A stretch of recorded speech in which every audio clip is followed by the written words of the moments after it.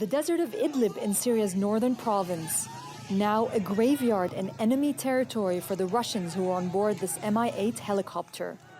The Kremlin says they were making their way back after delivering aid to Aleppo when their chopper was shot down on Monday. According to the information we have, the helicopter was shot from the ground over an area that is controlled by battalions of the terrorist group Jabhat al-Nusra and detachments of the so-called moderate opposition that have joined it. In Aleppo's eastern part, Russian planes are not welcome. This footage, posted by a pro-rebel group, shows residents there doing all they can to block visibility in the sky. Russian air power has been providing cover for the Syrian military for close to a year now. Without it, regime forces would not have been able to besiege the eastern part of Aleppo. For days now, rebels have been fighting to break the blockade. The war has left a trail of desperation. 300,000 men, women, and children are trapped inside.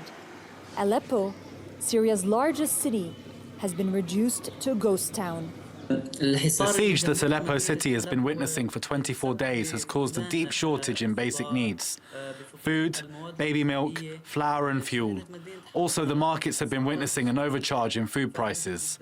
What made the situation worse was the regime and Russian airstrikes on the city. They targeted residential areas, markets, schools and hospitals. The United Nations says the civilian population is in desperate need for food and medical supplies. The Syrian government says it's already opened up humanitarian corridors to evacuate them, but the UN says this is not enough and wants to be in charge of those corridors. It also says that all parties to the conflict must lay down their weapons and return to the negotiating table. Zeina Awad, TRT World, Gaziantep.